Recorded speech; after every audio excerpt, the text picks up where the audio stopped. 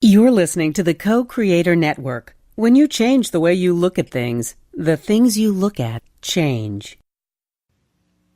Hi, everyone. This is Christina Pratt, and I'd like to invite you to a new series called The Magic of You, The Art of Living an Authentic, Powerful, and Purpose-Driven Life. This series is free, and it begins February 26th, 2019. And you can register anytime at magicofyouseries.com/C Pratt. So this series is hosted by the lovely Lotus Sky, and the experts are from across the board: coaches, business people, shamanic practitioners, healers, artists. It's a whole interesting group of people sharing different perspectives on living authentically, and my particular interview is about the hazards of living an authentic life. So I invite you all to join us. Again, it's at magicofyouseries.com/C as in Christina Pratt. And it begins on February 26th. You receive one email a day with one talk with one new expert and their bonus offering. So I hope to see you at the Magic of You. And now, here's this week's show.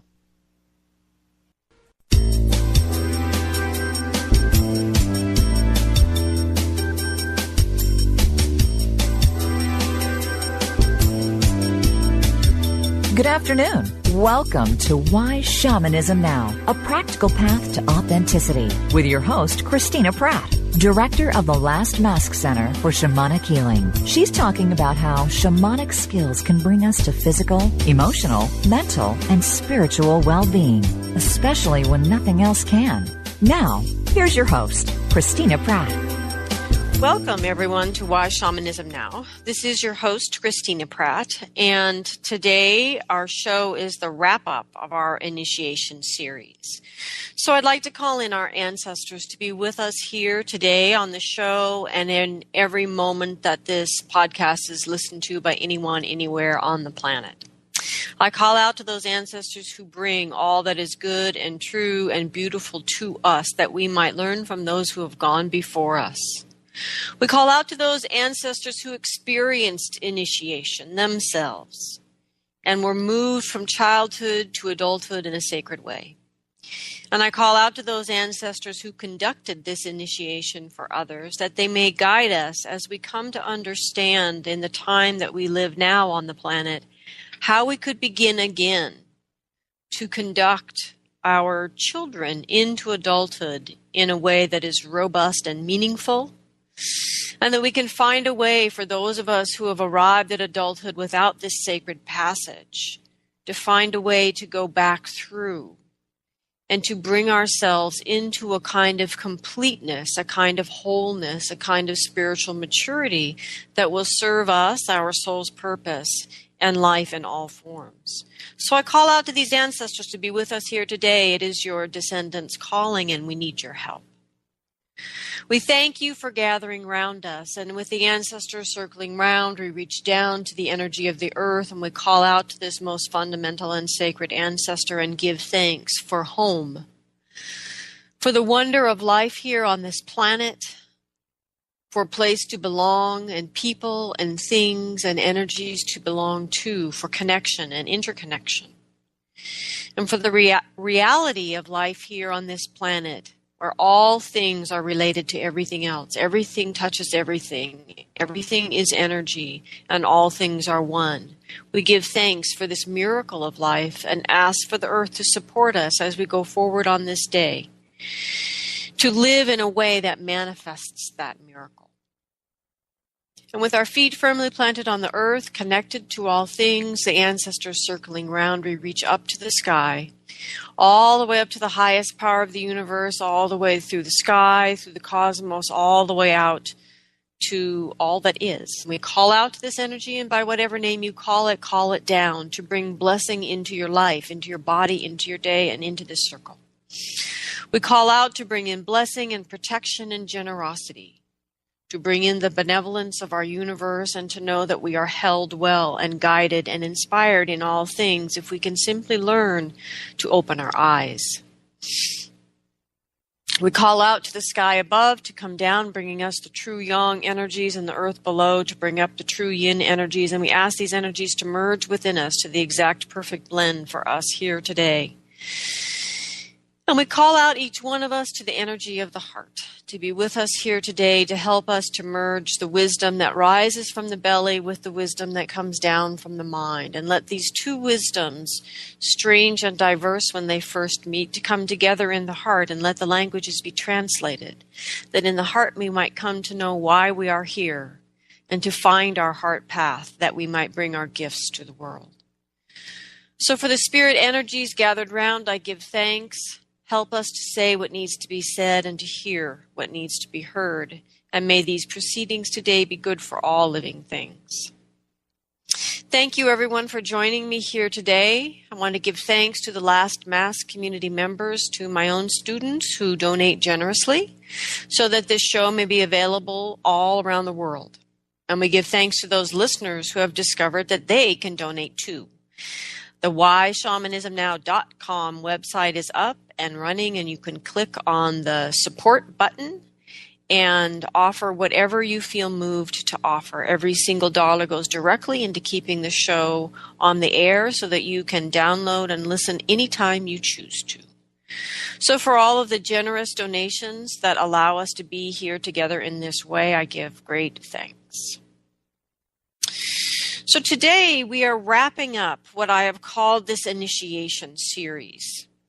And the hypothesis that began this series was this idea that it is the lack of meaningful or functional initiation from childhood to adulthood that is at the root of many of our cultural sickness, from greed and irresponsible leadership to ecological waste and disaster, to psycho-emotional illness and pharmaceutical abuse, and to teen suicide and utterly senseless violence.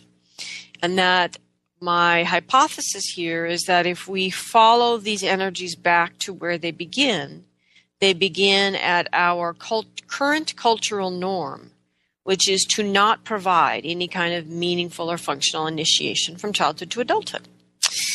And the opening show was on June 8th. It was called Curing Our Cultural Sickness. For those of you that haven't heard that show and would like to download it, that's its title. You can do that on iTunes or at the co-creatornetwork.com website or on the Why Shamanism Now website. You have many places that you are welcome to listen or download the show. And what I laid out on that hour, was why this idea that initiation or the lack of initiation might be at the root of our cultural sicknesses was true. And partly what I'm looking at is how, in looking at shamanism around the world, it is clear that much of the shamanic ritual of pre-contact shamanic people had to do with tending the essence of this crucial life process for everyone. And it seemed that these people understood that without initiation in the person becomes a block, or the person in their behavior, their thoughts, their words, their deeds, stops the flow of a natural energy that binds people to each other, to the environment, to their ancestors, to their descendants. And when this energy is stopped, the natural elasticity or sort of organizing principle of community begins to fall apart. And when this happens, we, the people in the falling apart community, lose the skills for living in community. And we retract and retreat into ourselves and begin to focus on ideas like taking care of number one exclusively. And without initiation, then the spiritual the spiritual adulthood that comes from it, the individual then spends decades chasing after the unmet needs of the wounded child. 20s, 30s, 40s, 50s, all of these decades of our life can be spent trying to get these unmet needs met.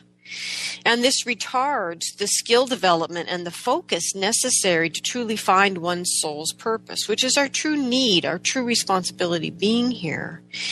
And without the skill development and focus, we end up largely unable to live a life of meaning and purpose. And the lack of meaning and the soul's expression in life then leads to a whole host of physical and emotional and mental illness. Without initiation, the dead get stuck here at death. The presence of the dead further changes the health of the living in a bad way, while leaving the role of the true ancestral helping spirit vacant, again, crippling us as the living to not have that message, that voice, that remembering, and that ability to learn from those who have gone before us.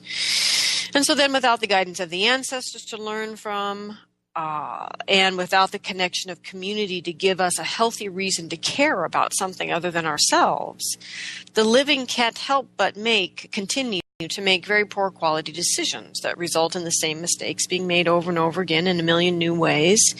And largely, this reality is same as the one before, as a certain poet has said. So at the end of that show, I shared a quote from Honey in the Heart by Martin Prechtel, and he speaks through his understanding of Mayan shamanism and his experience in that way of looking at the world. And in this quote, which comes from Honey in the Heart, he says, when the uninitiated people grew old and died, only their body actually melted back into the earth. The soul, however, for not having been cooked by its dealings with death in initiations as a young person, would not be solid enough or have the right shape or be able to enter the next world. In such cases, it hung around its relations like a hungry dog.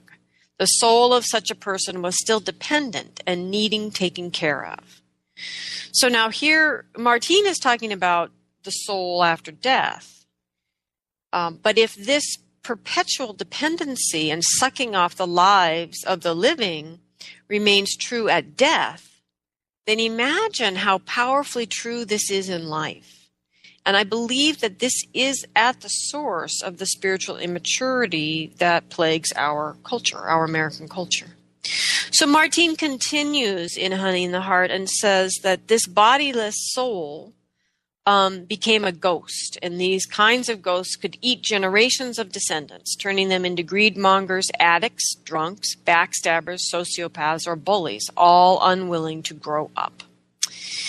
And are these energies, greedmongers, addicts, drunks, backstabbers, sociopaths, or bullies, are these not the energies we struggle with right now in America? I mean, how many children, we're looking at suicides and deaths from children being bullied to death, and the violence that breaks out in junior highs and high schools for kids that are getting bullied. That's a simple issue. We used to say, well, boys will be boys or girls will be girls. But what I'm suggesting here is that these issues of greed and addiction, drunks, backstabbers, sociopaths, bullies, that these things have been known to humanity as being caused by the souls of beings who are not initiated, and whether those beings are in a body or not. So here we are, looking at a boatload of problems that find their root or source in our lack of meaningful initiation in contemporary American culture. And giving the news today, as I look around the world, I would say that this is probably the lack of meaningful initiation in contemporary Western culture at large, around the globe. And it is most likely the fate of all of those cultures who are unfortunately abandoning the old ways to Americanize and become more Western. So what do we do? This is what I truly love about shamanism. We look at this enormous issue. What do we do? In my earlier pre-shamanic life, the facts like this laid out before me would simply have depressed me into non-action. And frankly, they did.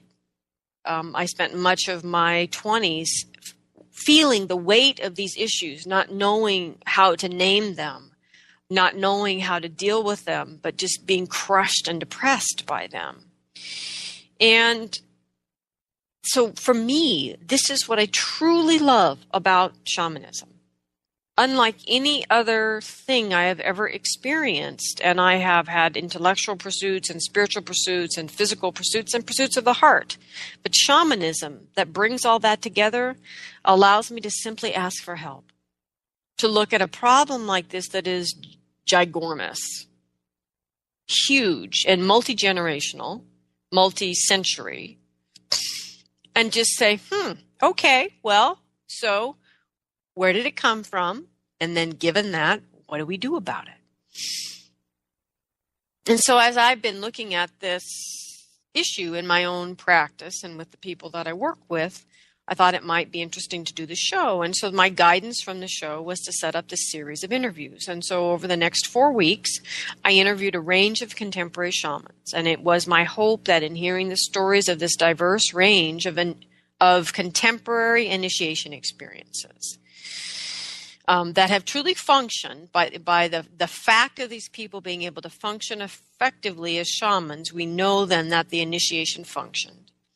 And that if we can listen to their stories, that we can remember what initiation truly means. And so we heard from Desiree DeMars, who was an extremely eclectic and yet highly effective practitioner. And her initiatory experiences were many and varied throughout her life. And then we had heard from Michael Dunning, whose initiation experience with an ancient yew tree was spontaneous and unique, long and singular, authentic, non-traditional. It was an experience that transformed him, often painfully. It healed him, and in that it showed him how he was to heal and work with others and what he was to teach. The next week, we spoke with Gretchen McKay, who is a contemporary American Sangoma. In other words, she is initiated in the traditional shamanic practices of the Zulu people of Swaziland. And this experience made her Northern European and Scottish ancestors very happy. And then finally, after a break for a couple weeks, we spoke with our last invited guest in the initiation series. We spoke with John Luke Edwards, who is currently residing up in BC in Canada. And he shared with us his initiation on the Woven path, which is an ancient Northern European path of shamanism that has died out. So unlike Gretchen's experience with a living traditional practice, Jean-Luc was sharing his experience of recovering essentially a dead shamanic practice and being part of its rebirthing or re-embodying experience here right now in the last few decades. And so what did we learn from these powerful and effective and very joyful healers? What did we learn? Well, we learned that we are always experiencing the potential for initiation, even outside of traditional cultures. And I would say that this is because energetically and spiritually, our maturity is critically important for all living things. Because we as human beings are powerful manifestation machines with no off buttons, we are always creating, for better or for worse. And I believe, therefore, that it is critical that we wake up and grow up, and that we are able then to manifest a kind of energetic and spiritual maturity, because we affect everything all the time. And that the soul, I believe that your soul and your life, my soul and my life, that the soul and the life are always conspiring to initiate us and to grow us up. However, with that said, Desiree said that what she observes with the people that she works with is that people have become less aware of the events in their lives that could be initiating them, and that they are completely unaware, though they might even note the event, of the powerful significance of that, because they don't possess a context or a cosmology to understand why these events, though they may notice the size in essence of them. They don't understand the significance. And Desiree spoke at length about how without awareness and without the ability to allow these events to transform us, their potential is lost. So Desiree said to us, and I think these steps were all important. Each step was important, and particularly if we're working off this idea that your soul and your life are constantly conspiring to try to initiate you. So what do you need to do then to pay attention to what is going on? And she said, of course, the first thing is to notice the significant experiences. Allow them to expand us and come back to earth. And she said the critical steps in making this expansion and return happen is when the significant experience happens, ask, why did this happen to me?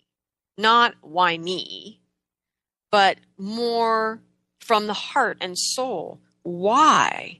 What was the meaning or the value? What was going on here? Why did this particular experience happen to me at this place and this time in my life? What is the significance?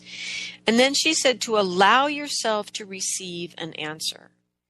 And for Desiree's money, this was the place where most people drop the ball. If the answer isn't right there immediately, if it doesn't make sense instantaneously, they're on to the next thing. So the first thing is to allow yourself to receive an answer to your question of why. And then, given that answer, to ask yourself, what does that answer touch within me? And so that moves a person into the feeling space, the internal terrain, into the realm of the heart and the body and the soul, where they all come together and create this deep internal experience. And then the fourth step Desiree spoke about was to allow yourself to be transformed by what the experience touches within you. In other words, there will ultimately be a death of the old self and a release of that old energy. We talked a bit about how it's possible that the container in a person's life is important to allow these steps to run their course. So that's a possibility. But the final thing that Desiree felt was most important, and that was the most critical piece of this whole ability to utilize and recognize and utilize the initiations that life gives us, is that she said you must have the ability to act as the transformed person in your life. And I cannot agree more strongly. Having worked with students who come right to the brink, have that final transformational experience, and then retreat into their old patterns, ignoring the person that they have become, I agree with Desiree wholeheartedly that it is that willingness once again to allow the death of the old, to let go of the old stories, and to allow that transformed person to begin to run the show of your life. That it is this ability to act as a transformed person in your life that is critical. I call it living in the new normal. Desiree said that even with the powerful hallucinogenic plant medicines that she has worked with, that in the end, she says, it's still up to me to deepen and understand and to use the information that the plants give. So in other words, the recognition, the realization of the event is not enough. The information itself is not enough. To have had the ayahuasca experience is not enough. The aha moment is not enough. That the initiation, these experiences turn into initiations when we are able to allow them to transform us, not once, not twice, but on 3 levels, so that we are in the wholeness of who we are, transformed by the experience. And in closing, Desiree said that initiations ask of us to face our deepest fears in order to strengthen us for the life experiences to come. They also become the medicine that heals us as we process the information and the symbolism they embody. And this is a nice segue into Michael Dunning's initiation with the ancient yew tree, which was so unique and spontaneous. And so what did we learn from Michael's experience? How can what he experienced help us to understand initiation? I think Michael is the living embodiment of an initiation that became the medicine that not only healed him, but becomes the medicine he now gives in his healing work with others. And so there were several important things that we need to take from Michael's story, and I believe the first one is to understand that sickness comes over us when we turn away from initiation, and that this is a classic part of the paradigm of shamanic initiation. But I believe, as Michael and I talked, that it is important to recognize that sickness comes over us when we turn away from any initiation, even if we don't know we are turning away. Even if we live in a culture like America that tells you you are perfectly all right to turn away from your initiatory experiences, that it's perfectly normal, you can't be expected to do that, you should just take more drugs and watch more TV, shop some more, sit down and play the game. And in a culture that normalizes not struggling, not grappling with these issues of initiation, it doesn't change the fact that our culture is a construct. It's not the real energy. It's not the real story. And it is the real energies that are running things. Whether it looks that way or not, it doesn't matter. And the real energies are saying, your soul and your life are saying, you must become initiated to step into the reason that you are here and bring your gifts to the world. And so your life and your soul are constantly trying to initiate you. And if you turn away, no matter how culturally supported you are in doing that, you will become sick. And I believe much of the low-grade mental unwellness, the low-grade fatigue, the exhaustion, the addiction, the simple everyday acceptable addictions to caffeine, sugar, simple carbohydrates, alcohol, that all of these are our cultural sickness because we have turned away from those events in our life that would initiate us. And Michael's experience of that was large and profound.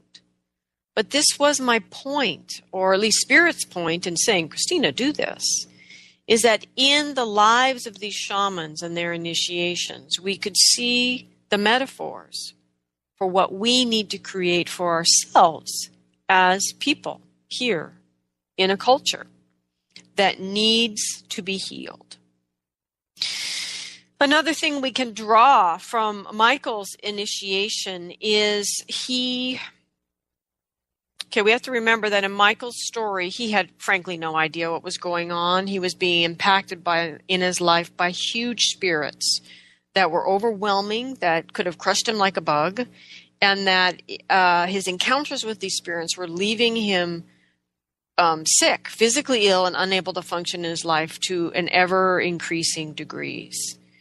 So one thing that we need to see, the subtlety in Michael's story that is so beautiful, well, in my opinion, is so beautiful, is that it was his felt sense of what was going on that he allowed to guide him.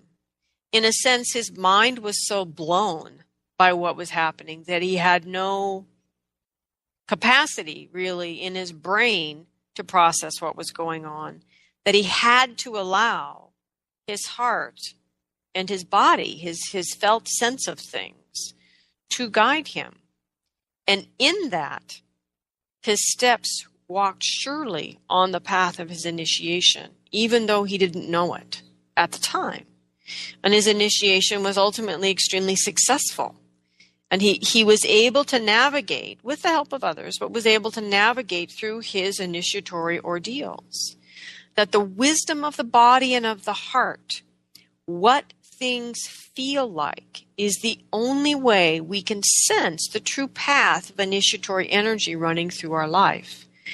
It is not a mental or a psychological experience. It is not simply individuating from our parents. It is that whole mental, personality, psychological construct that is being dismembered through initiation. So that is certainly not the voice in your head that you want to follow. As my teacher would say, sink the mind. Drop the mind into the body and allow the felt sense, the deep wisdom of the body-heart together to guide you, and to ignore the voice in your head that is screaming at you that what you are doing makes no sense. Because that is the point of initiation. And there is a piece in Michael's story that I think we need to remember, which is the first phase of his initiation was having everything turned inside out. And this is what I mean about being willing to let that voice in your mind scream at you, it makes no sense, and let it all be turned inside out. In my initiatory experience, I had a similar experience in the sense that everything was backwards. The crazy people were sane, the sane people were crazy, the inanimate objects animated, the animate objects were inanimate. Everything flipped around. And this is an aspect of it. And the only way to find your way through that path when everything begins to change is to follow your heart. There is a powerful piece in Michael's story that is his humility. And an ability to sense that the beings in the center of things were not what they appeared to be on the surface, that what was really moving things were below the surface of things, and that he was able to sense the being in the midst, the beingness in the midst of things he still can't name, and to know himself relative to that energy. So we have to remember that this humility is in part what allows the ego to die. The ego must die in the initiation. But the importance of that death is so that the rest of the being, the rest of the soul, the rest of who you are can truly live. Michael also spoke very clearly that pain is part of the process. That being with an actual fear of death, not just a moment of terror, but to be with your actual fear of death, to be with death is part of the process. And that finding this new path for life emerges out of the death of the old life. And that pain, this pain, and the fear of facing death is a literal, actual, palpable part of the process. And finally, Michael spoke, just as Desiree did, very clearly about the importance of allowing himself to be changed. First, in being turned inside out by his experience in ways that were often painful and always exhausting. And then in accepting the visions that he was given and allowing those visions and the content of them to change him. And finally, in becoming the person who could work with those transformations to act and function as a different person in the world. So again, it's just like Desiree's 3 levels of transformation, that Michael spoke of the same thing, of letting things be turned inside out and allowing what comes from that to then transform you again. And then allowing yourself to be transformed a third time, a third layer of transformation into the person who can act on the changes that have occurred. So then we move on to Gretchen. And Gretchen knew from her own journey that her path would ultimately lead her to Africa. And then one thing led to another, and finally, because her life was conspiring with her soul to get her initiated, she did finally find the mentor, the African mentor, and the path that her ancestors and her soul were calling out for. So what can we learn from Gretchen's experience? What metaphors did this traditional process offer us as we look to initiation as an archetypal experience that everyone needs to experience at least once in that movement from childhood to adulthood? And there are three very important things we need to keep track of from Gretchen's experience. And one is when she talked of what made, we have to remember, Gretchen is outside of her country in an entirely different culture. People are speaking a language she doesn't understand. Everything about her experience is already exotic. It's already strange. And frankly, because of that, it's already dramatic. So just to travel where Gretchen was would have been transformative for anyone paying attention. And so one of the beauties of talking with Gretchen is that you could really see or hear in Gretchen's stories that distinction and the discernment between simply the strange and exotic and different versus those experiences that were healing her and cleansing her and transforming her. And then those culminating initiatory experiences that forged something anew within her, created something that didn't exist before, or allowed her to come in the wholeness of who she is to something new that wasn't there before. So these three things from Gretchen's experience that are critically important as we look at initiation is that as a result of the initiation, Gretchen has a permanent and unshakable reconnection with the source of all things as love. The understanding that the core of everything is this powerful, loving energy, for lack of a better English word to use. This is not romantic love. It is not human love. It is eons bigger than that, astoundingly bigger than that. But that it is the ultimate true nature and the source of all things, and to reforge that permanent connection with where we have come from. This is essential and a classic element in initiation from childhood to adulthood in all pre-contact shamanic cultures. There are many ways this occurred, but in a sense, it was this occurrence that is a critical piece of the initiation actually functioning as an initiation.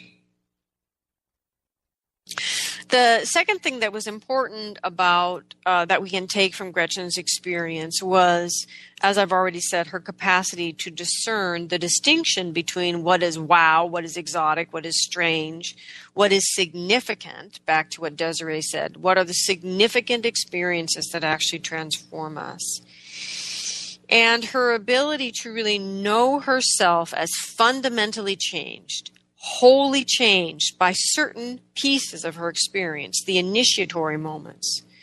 And to see that as distinctly sort of quantitatively different than simply having a new awareness or a new awakening, which is the kind of transformation many people speak of from workshops or healing experiences, but they are not in and of themselves this whole being transformation.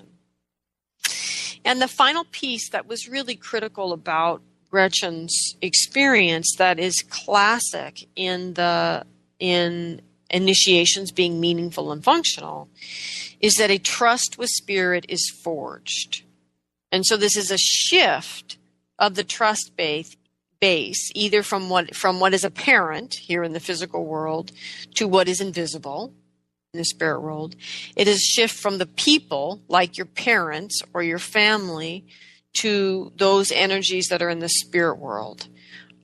This seems irrelevant to Americans in particular, because we are very disconnected from our ancestors. We're often estranged from our family for the last couple generations, and we don't have a different experience to compare it to. But all I can say from my own humble experience is that while I came from a deeply loving family in a small town and had every reason to believe that I belonged wherever it was that I was, I didn't feel that way.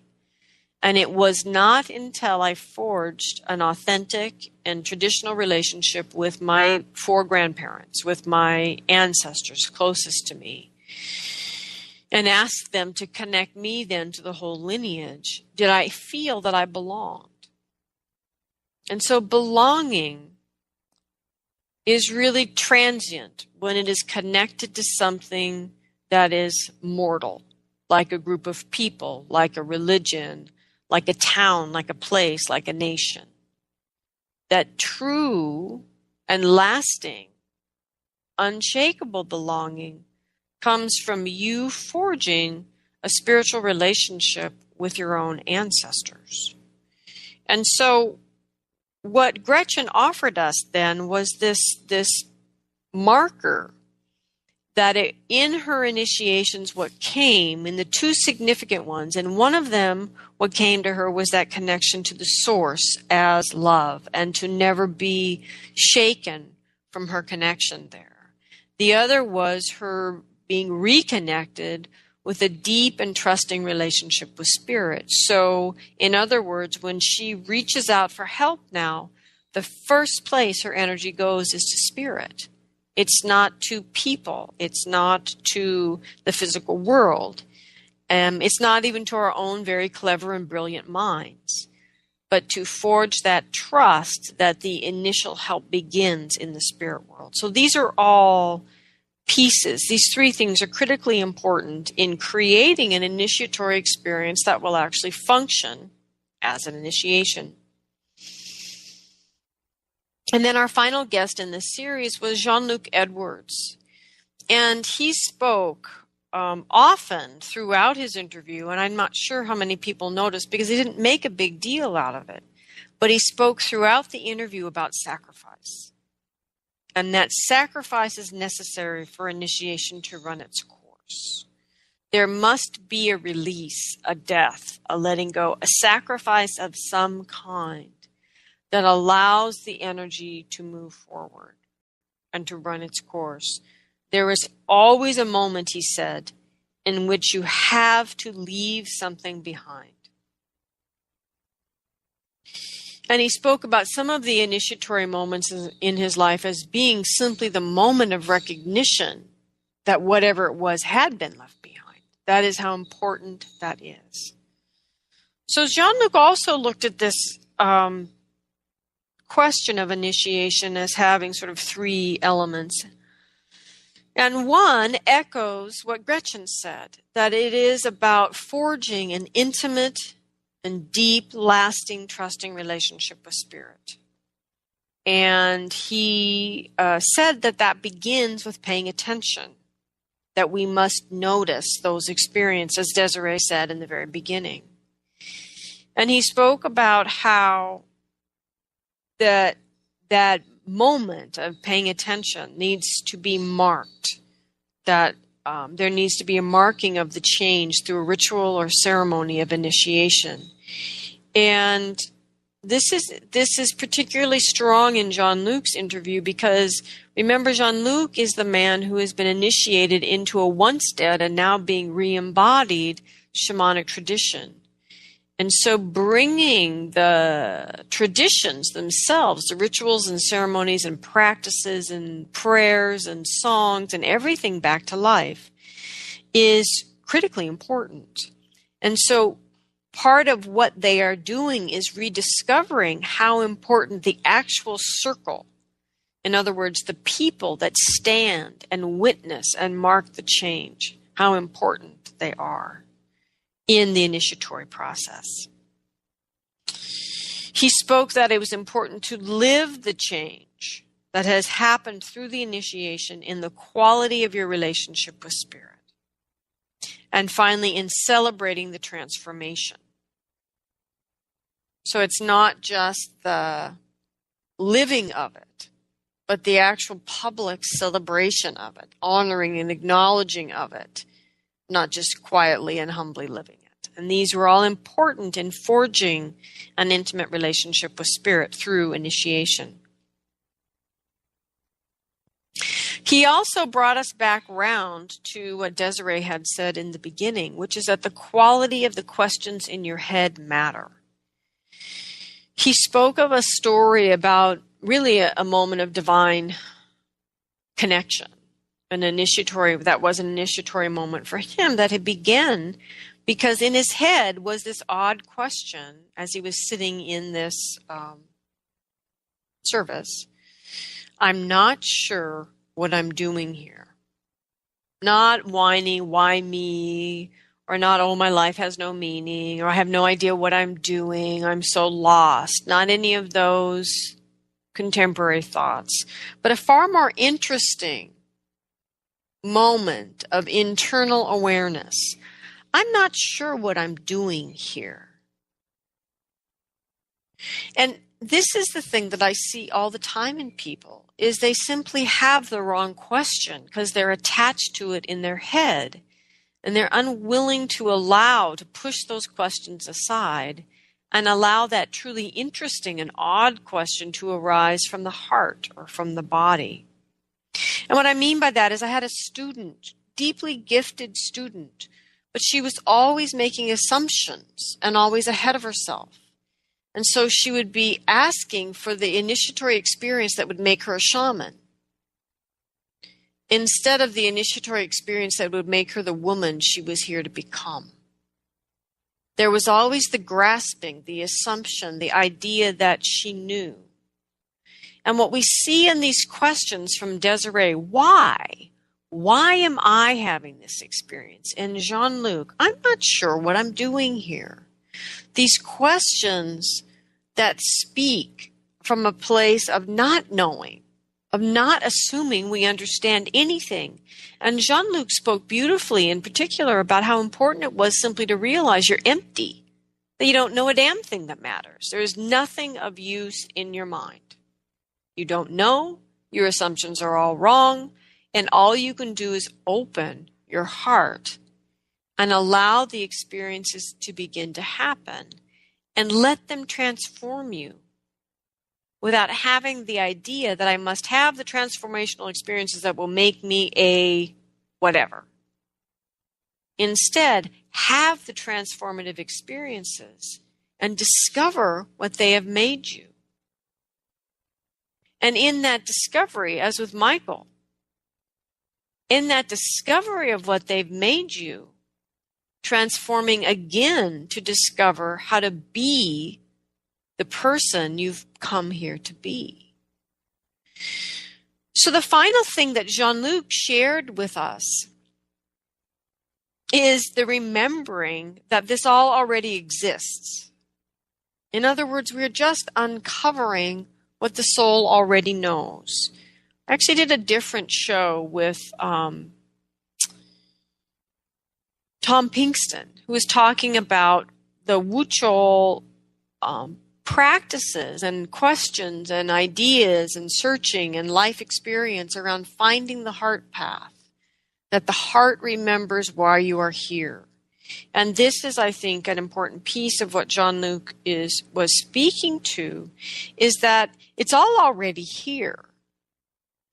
So how can we let go of the experiences that seem so significant to our ego and our assumptions, and open up to those experiences that are trying to transform us into the person that we don't know yet? And so these are some of the most important things I feel that we have learned from these people's initiation experiences that can serve as metaphors or guidelines for what needs to be present if we are to recreate initiation rituals, initiation processes for our children to become adults, and to create processes that allow adults to reclaim that initiation and become true spiritual adults. And this is actually what is at the core of the cycle of transformation teachings that I offer. It is an opportunity for adults who want to live their soul's purpose, want to understand why they are here and how to do it, to, over the 4 years that we are together, to gain the skills to become the type of person who can allow life to initiate you, to ask the right questions, or the type of questions that allow that to happen, and to have the healings and the initiatory experiences step by step over 4 years that allow the already chronologically adult person to become a spiritual adult, to allow life to transform them, to find the answer in that as to, what is life doing? What does this mean to me? What does this mean I become? And then to transform again into how do I live that person in the world. So here we are poised as contemporary people, and we have a question. How are we going to initiate the young and the old so that we can begin to be a culture, once again, humanity can begin to be a culture, once again, of spiritual adults? And one of the things I must admit is amazing for me, it never ceases to amaze me as I work with people, is how hard people will fight for the right to stay exactly the same while they are in a process that is overtly designed to change them. So people choose a process to create change and then fight tooth and nail for their right to stay the same. And this is the piece we have got to get over, people. It is amazing to me how even my own students fight constantly against the very things that are coming to them with the generosity of the Spirit, coming to them as the gifts from our universe that is so benevolent, so giving, such a blessing, to offer them the very change they are asking for. And they say, no, I know better. And if there is one thing I have learned from working with Spirit is I don't know better. When it's just me as a human, I experience a kind of limitation that I do not know when I'm working, co-creating, essentially, with Spirit.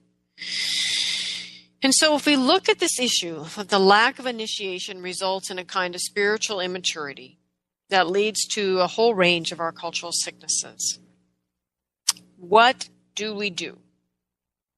So the first thing we need to begin to shift culturally, or with well, of course, we can't shift the whole culture at once, but with people that are wanting to play, who wants to come and play this game with us?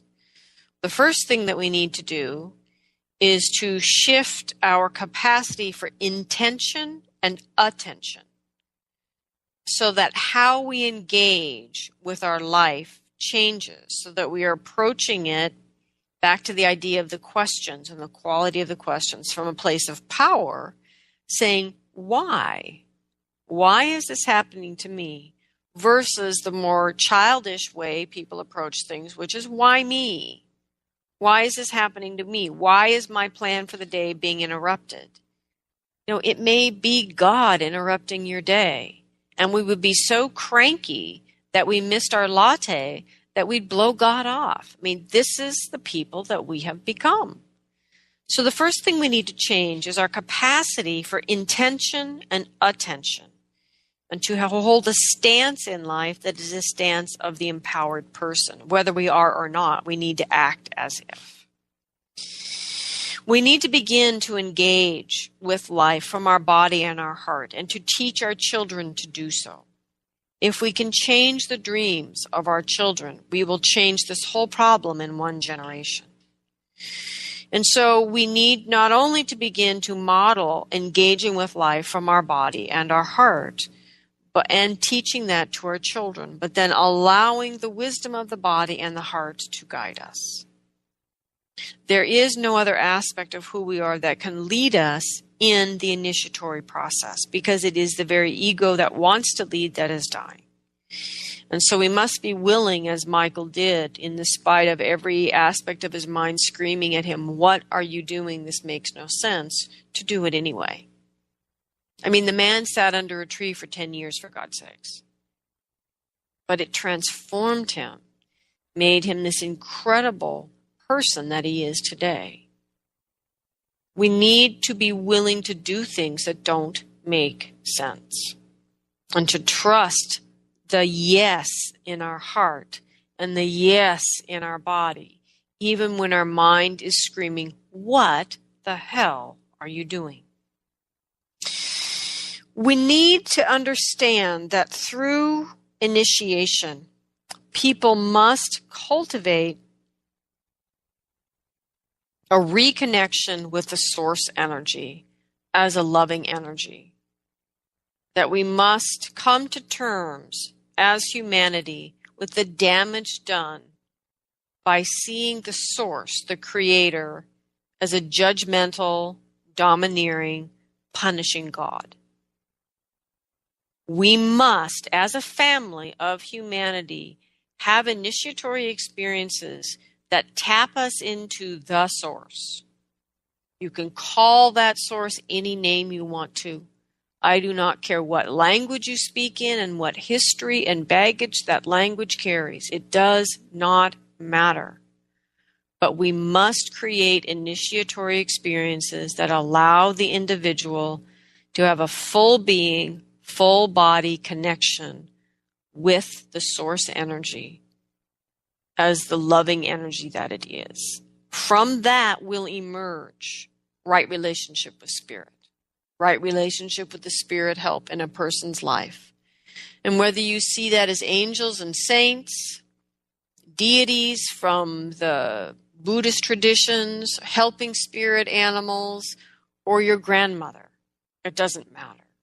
What matters is the quality of relationship that we have with spirit, that it is trusting, and that we go to spirit first to solve our problems, not to ordinary reality or our mom and dad or that which seems apparent. But we reach first to spirit to ask and then reach out into the physical world.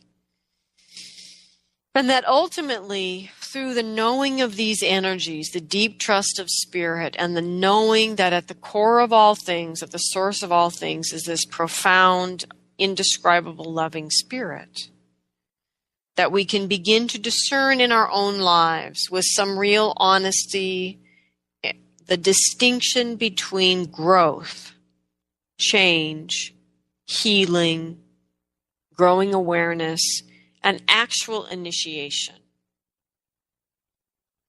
And that we will begin to understand through that discernment, not that we are judging things as better or worse, stronger or weaker, but that in doing that, we can begin to work together to create experiences that will initiate. If we start dumbing everything down and calling every challenge in life an initiation, there will no longer be initiation. No one will remember anymore that there's something even to reach for. That we need to begin to discern, as Gretchen did so beautifully, what is exotic and transformative and fun and fabulous and wonderful. What is growth? What is challenging? What is healing? What is cleansing? What is changing me? But ultimately, what are those experiences that permanently changed me whole hog from the man or woman that I was to the person that I will be in a way that I cannot go back? And that is so very important. I cannot go back to what I was. The only option available to me now is to go forward and learn to live and act as the person who has been transformed. And finally, we must be willing to sacrifice, and in particular, sacrifice who you have been for who you will become. And in this way, we can become a circle of spiritual adults. And we will be able not only to step up as we need to ourselves, those who are already aged into adulthood, but to create the space and the transformations and the awareness necessary to help to transform our children, For as the shamans say, if we can change the dreams of our children, reality will change, because reality comes from the dreams. So if we change the dreams of the children, we can change it all in one single generation. So thank you all for listening to me here today in my thoughts about initiation. I want to give thanks to the ancestors for gathering around and helping us to understand what we have forgotten. I thank the earth below and the sky above and the big love that they create in their dance together that births all of us here into existence. May we live in a way as an expression of that big love. And I give thanks to the heart that unites us all. I thank you all for listening. I thank those of you who are donating. And please know that you can find almost any information you need about the show on whyshamanismnow.com. If you have any questions or you want our weekly e-card reminding you about the show, you're welcome to email Christina at lastmasscenter.org. And please feel free to check out the website, lastmasscenter.org, and to connect with us on Facebook. Next week, the show will be a summer series about shamanism and life, death, love, and sex. So on August 10th, we will speak of the critically important lessons that I have learned about life from death and from the dead.